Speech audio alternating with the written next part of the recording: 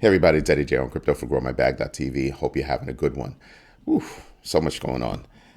We had big news yesterday. Immutable X taking a hit on the chin, getting served a Wells notice from the SEC. That drove that particular coin down about 13% thus far. If it's me, I'm gonna dig in on Immutable. This is for my kids. I think it's a great time to buy. Why is that? Immutable is doing things. And for me, it's kind of like, well, I could wait for SEC to, figure out what it is that they want to do, or I can take advantage of this 13% drop right now. So I would take a little bit of money and I would say, this is how much money I want to spend on this particular coin, right? Take that little bit of money, drop it in right now, wait. Like, don't take my whole load and drop it. Wait and see how it plays out over the next, I don't know, I'd probably say 4 or 5 months, right?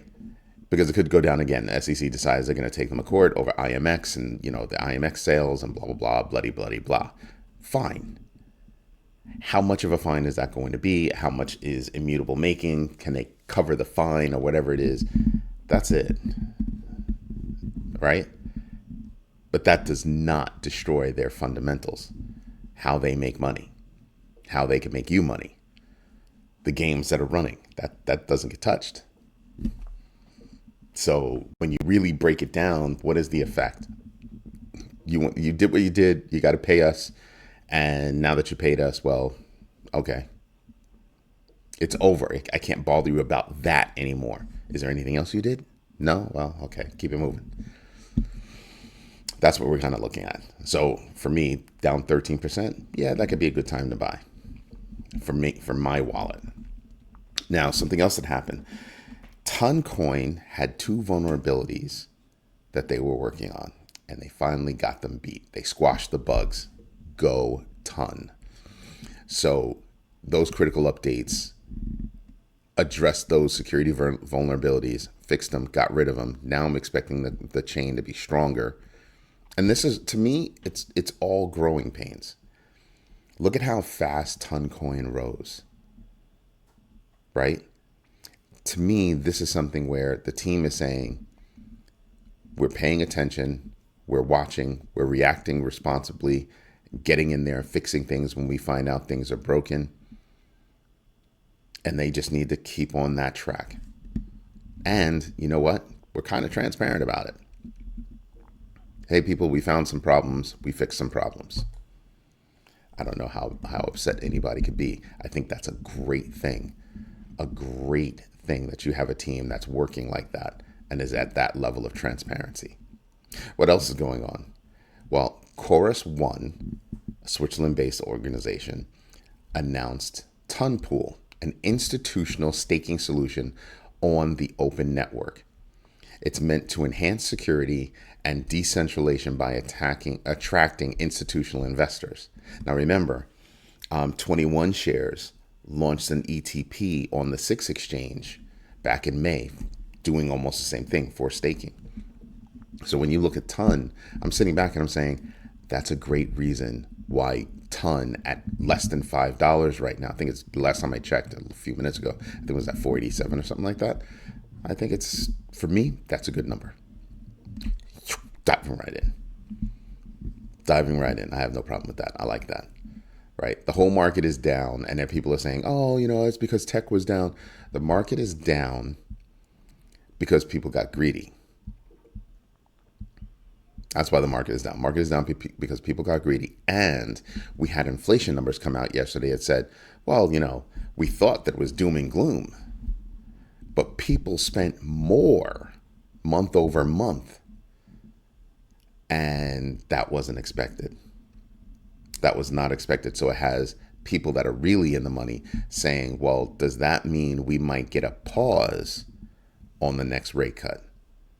Meaning we might have to hold up a minute because maybe the market isn't doing as well as we thought. Now, we did get some numbers in that kind of pointed to, well, inflation has not been beaten yet. But then you have numbers like this that say, well, people spent more. What do you do with that? Well, you might get a pause, or they might stick to it because, now people are saying, oh, well, 50 basis points was too much. Yeah, the same people that said, we better get 50 basis points, when. This is why I felt always that it should have just been 25 basis points. Let the numbers keep rolling in. Let the numbers keep rolling in. Just because you're close to beating inflation doesn't mean you beat inflation. And here we have a number that says, yeah, nah, you didn't beat it. So I'm just saying, we have to pay attention to these things in a major fashion. And people are just still grasping at straws. All right. But that's really why the market went down. They were like, oh, well, the market went, Bitcoin went down because Coinbase went down. And that's not how it works. Robinhood went down. That's another reason why it went down. No, that's not why it went down. Robinhood's crypto sales, the crypto side of the business, up 165%. When they release those numbers, go read them. Go read them. You'll see why certain things happen. So on the stock side, Robinhood took a hit. On the crypto side, Robinhood jumped.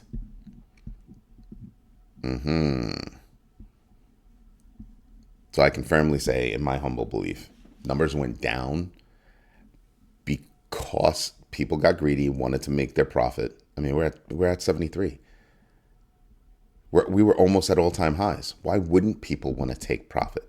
So I think people took some profit. And I also think that we got numbers that panic people into thinking, well, they might wait on that next rate cut. Okay, why are you relying on a rate cut? Why does your purchasing or investment strategy rely on a rate cut? I don't know that I pulled out my money. Maybe. If you're thinking, so think about this. Most of the stock market is driven by bots and done electronically. So you have one bot that says, oh man, one bot that tells, a risk officer, hey, or an investment officer, hey, this could happen. So they start dumping. Then the next bot, then the next bot, then the next bot, reacting in a chain of events. Just saying.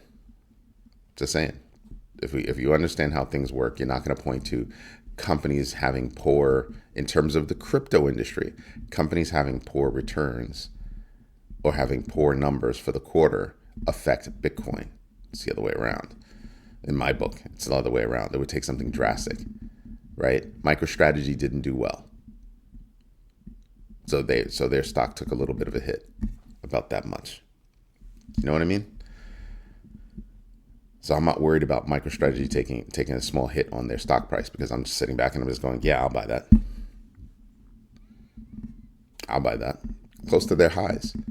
Why wouldn't the stock take a hit? Why wouldn't people sell? To take some profit, right? So I'm just saying, don't just listen to the headlines. Do your own research and dig in. And then you'll start to have a better understanding about what's going on and how it's going on. And then you can time your investment strategy. You can get your adjust your investment strategy to match what's actually happening and not the FUD. I heard somebody running around saying, oh, everybody's panicking. Everybody who? Everybody who? Oh, you shouldn't be thinking like this. You shouldn't be thinking like that. Who said anybody was? And he does it all the time. His whole show is about, all about Bitcoin. Whole show is all about Bitcoin. And I'm like, great. Don't mind listening to that. Let me see what else you got to say. Not much. Just buy Bitcoin. You shouldn't be scared to buy Bitcoin. Buy Bitcoin. Buy everything's buy Bitcoin. I'm not saying that I disagree with that. I'm just saying I don't like it. He doesn't necessarily deliver the news. He's trying to pivot to say that he's a TA now, technical analyst, and I'm like, he's not a TA. He's not a TA. Like, I'll tell you, I'm not a TA. I look at charts all the time, but that doesn't make me a technical analyst. A technical analyst can blink at a chart and already know what's going on. I can't do that. I've got to read the chart, draw lines and stuff, do some math, whip out the calculator. I got to do some stuff.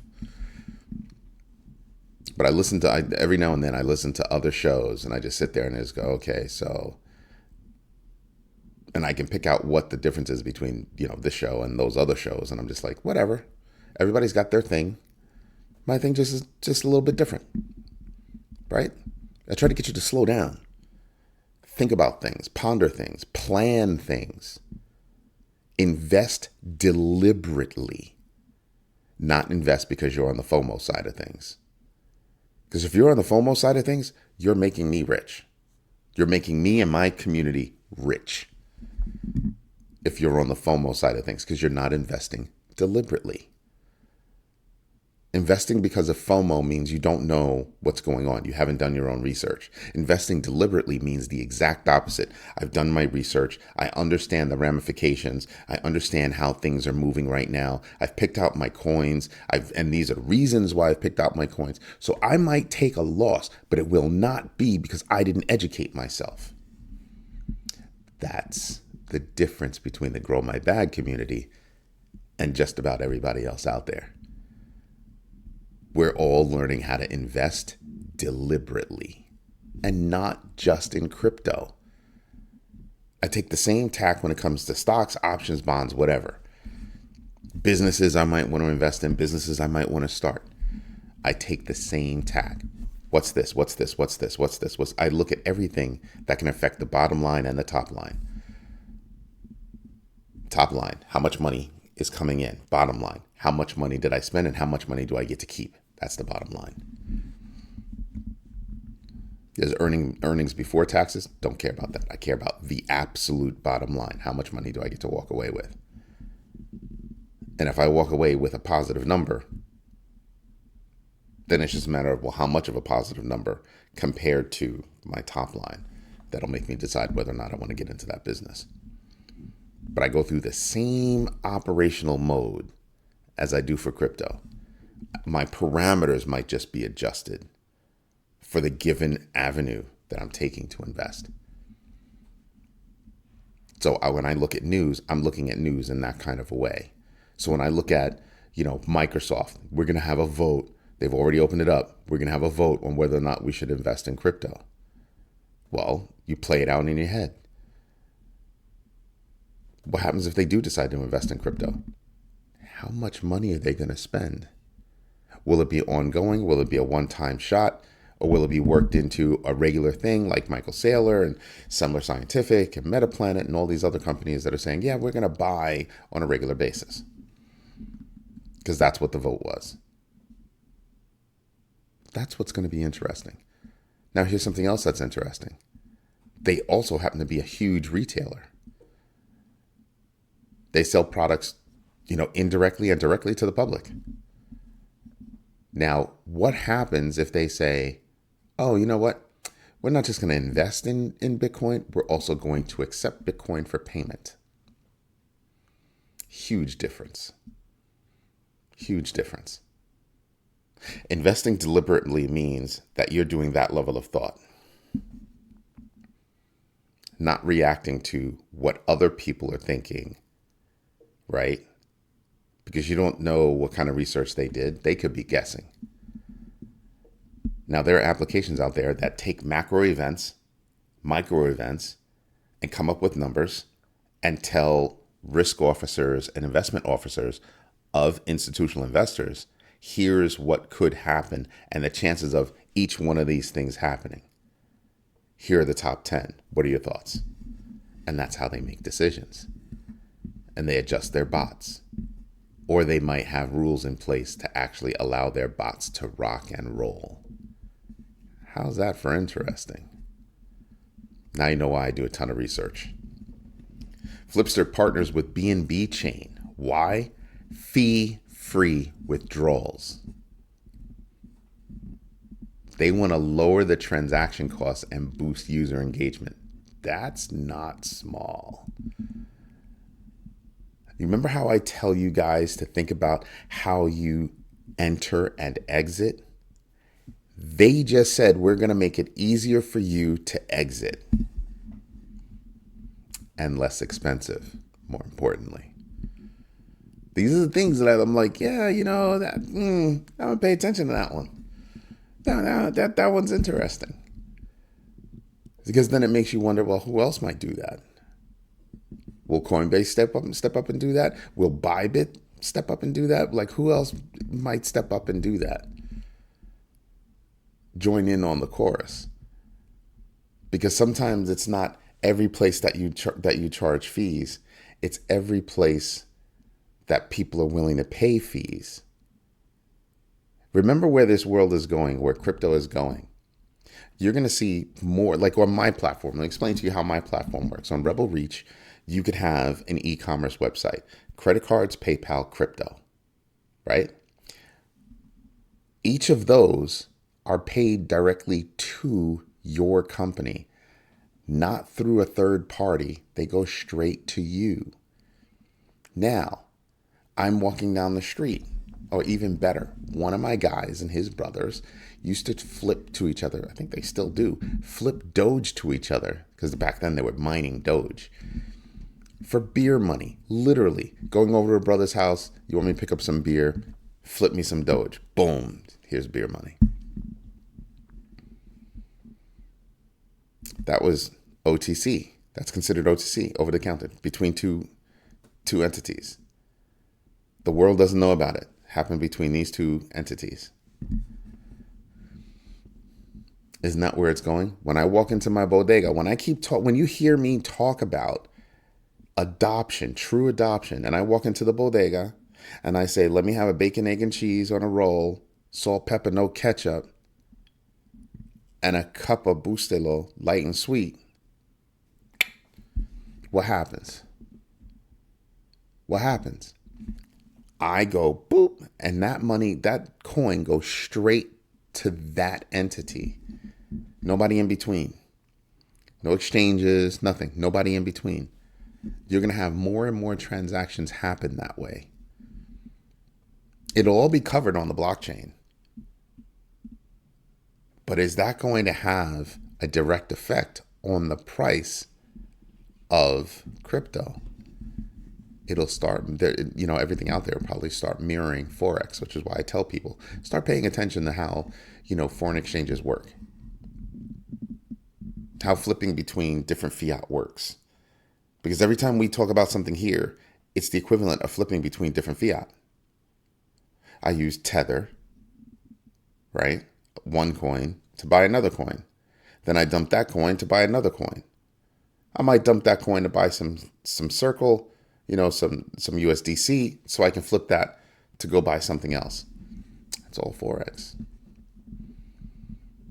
But when I walk into a store and I say, hey, I want to buy this, and they say, yeah, you can pay with, whatever coin there is, boop. That's a direct transaction. No credit card fees. None of that. None of that.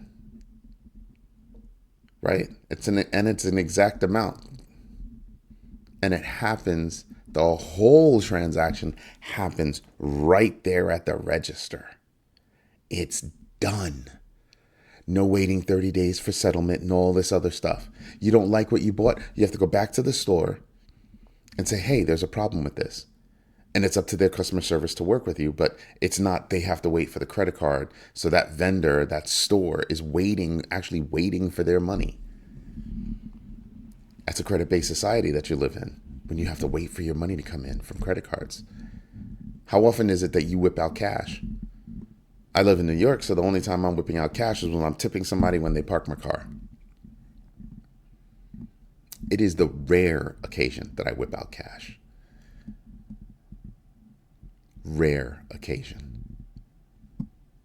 Which reminds me, I got to pay my lawn guy. Haven't seen him in a minute. I hit him off because he was here in November, but he wasn't here this week. Maybe he'll come today. They do a great job. I love their name too. It's called Beast Mode. Oh my God, it's freaking awesome. The guy's really nice. Bitcoin's price dropped below $69,000 for a minute. Like I said, people are going, listen, I'm not doing that.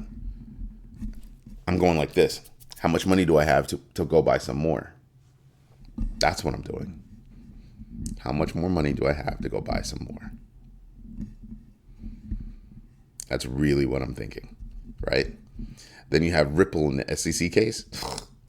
Judge was like, you have until January 15th to get me your main brief, your appeal, the meat and potatoes of your appeal. We are not going to play that delay game. Not going to happen. And I advise both of your sides to start thinking about some kind of a settlement. Right? I told you that the other day. So yeah, imagine judge going, you people better get your stuff in line. Ooh, baby. That's interesting to me. I'm like, oh yeah, I'm here for it. I am absolutely here for it. Bybit. Bybit Web3 launches Spaces, a meme-inspired fly-to-earn game on Telegram. Yeah. So I had told you guys that gaming was going to come back. Now this is like, to me, it's itty bitty gaming. Immutable, Avalanche, even Gala. They're talking about even freaking Shiba Inu.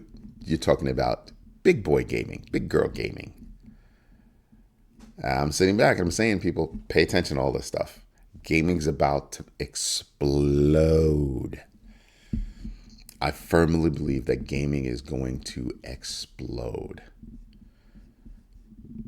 Anyway, you know what we should do? That's right. We should get into the numbers. Now, see, today I forgot to put on my little watermark, but I'm wearing the shirt, so you know it's me.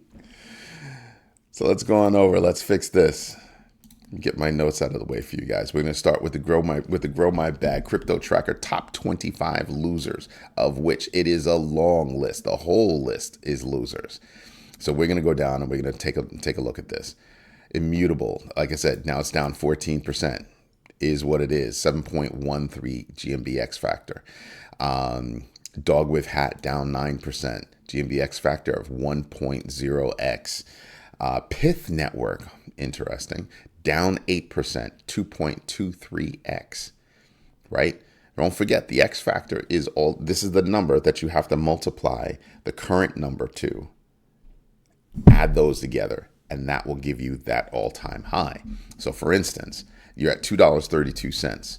You multiply $2.32 by 1.08, add that to the 2.32, right?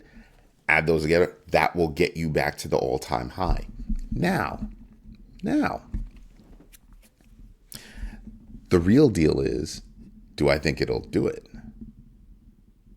Do I think it'll do it within a certain period of time? My answer is yes. That's how I use the GMBX factor. I use the GMBX factor to give me an idea about, do I think this coin is going to achieve something? Now, I could turn that thought into a number. And I can set that number as a gauge, as like a measuring stick by which to measure all of the other numbers.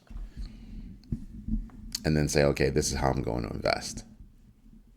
And there you go with creating my own, equation to helping me figure out whether or not I want to invest in something. Because if I give myself a number and all these other numbers are, come from reputable places, the numbers, once you do the math, will give you a true number. You can't lie to yourself, or you shouldn't be able to lie to yourself. It diminishes that by a lot. So I think it'll do it. Oh, okay. What do I think the chances are of this coin doing it versus that coin? Well, don't even say this versus that. Say in this current market or in the next market. That's how I look at it. And I can put a number on that, do the math, and come up with, here are numbers next to something, and then prioritize based on the numbers that I come up with. There's a lot of math that goes into all this. It's not easy coming up with all these numbers. It's not easy. And then to be able to do it on the fly. There's a little bit of work creating this crypto tracker. But yeah, we've got a lot of people on here. Who else am I paying attention to? Axelar, I know a couple of people are invested in that, down 7%. GMBX factor of 0.57x. Interesting. Bitcoin Cash down 6%, GMBX factor of 9.81x. Stacks down 6%, 1.39x. Turbo, I know a couple of people are invested in turbos, down 6%. GMBX factor of 0.57x. Very interesting. Dogecoin down 6% to 16 cents. And that's a GMBX factor of 3.54x. Sats down 6%, 2.94x. Ooh, down 75% off its all-time high. There are a lot of downers right now, a lot of Debbie downers right now. On the plus side, you only have one, because remember I have the 5% rule. So there's only one. Done. All finished. I don't have to look at anything else.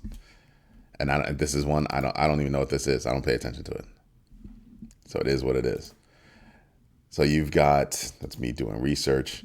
Then you've got, ExxonMobil coming out, Chevron coming out. Here's the big one, Simon Property Group. Then you have Charter Communications, Dominion Energy. So you've got a lot of energy companies coming out today, Cardinal Health. So I'm trying to get a feeling for what's going on in the general market. So I do pay attention to who's coming out with numbers and how it might affect the general market. Given that today is the first, a lot of people sell on Fridays. We do have, what numbers are we expecting today? Boom, unemployment numbers. That's what we're expecting today in ISM manufacturing. Auto sales numbers comes out today, maybe. So we'll see what the story is. Woof. That's a lot. That's a lot. Right? And you can see right there, ExxonMobil stocks are up because they said we beat. That's what's up. Fear and Greed Index down from 77 down to 75. Okay. $94.84 billion in total value locked. We were so close. We were so close to cracking 100. We were so close. Looking at the big board, everything's in the red. And the deeper the red, the more it's dropped, the more I'm thinking, oh man, I could get in. So I'm looking at SHIB. I'm looking at Pepe. I'm looking at Stacks. Link is another one I'm looking at. Near is another one I'm looking at. Not really Aptos. Ethereum, BNB, BCH, and BTC. All things that I'm looking at. Come on, it makes sense to me. XRP really isn't moving all that much. It's down only because it was at 52, but it's really not moving all that much. SUI at 195, yeah, I'd probably be piling on right now. So there's a whole bunch of stuff that I have to pay attention to that I have to say, oh, am I going to get in right now or not? These are the reasons why I'm paying attention to this stuff. Then you look at Bitcoin and you can see right there, bam. Look at that big drop. Ouch. Became painful. But you're starting to see bumps up right there. You're starting to see those bumps up. So I'm looking for how much volume we're going to get and everything else. Right now, I'd also be considering, should I get into Robinhood? Should I buy some Coinbase? Why? Because they both took a hit. That's why. They both took hits. Do I think they're going out of business? No. Do I think their stocks will go up? Yeah. So MicroStrategy, Coinbase, and Robinhood are the ones that I'm thinking about. Because Robinhood's going to adjust. The bulk of their money came from crypto. They're going to make adjustments. Absolutely. Imagine if they didn't, what kind of craziness that would be. Then lost your damn mind. So of course. So yeah, I'm looking at the numbers straight across and I'm just thinking there are a lot of opportunities here. A lot of opportunities here. Even Ethereum to me is an opportunity. Toncoin taking that hit. It's down at 489 right now. Yeah, I'm all about it. And yes, I'm someplace over here. So I am thinking at 489 being a good number to get in. Cardano, again, not doing jack, down over 40% year to date. The only good month they had was right there 60 days ago. So I'm kind of like, but I do like Cardano. So Cardano to me, like I said, it's a buying opportunity. And they might have some good news that might actually move the coin in December, right, Hutanik? It's one of the big baggers. Shiba Inu. I'm absolutely looking at Shiba Inu. Like, are you crazy? Look at that price, 175. Yeah, I'm looking at that. I'm absolutely looking at that. bunny hop to Avalanche. Look how close they are to Avalanche. And now pay attention. Look how close they are to Cardano and Toncoin. The competition is fierce at this level. Like, wow. 4 coins all within touchable ranges. All within touchable ranges. And in some place over here, you have Tron at number 9. You know I don't play with Tron. But there you have it. Everybody, this is Eddie J on Crypto for GrowMyBag.tv. I hope you like what I'm doing. If you do, smash the likes, subscribe to the channel, and I hope you have a good one. Bye-bye.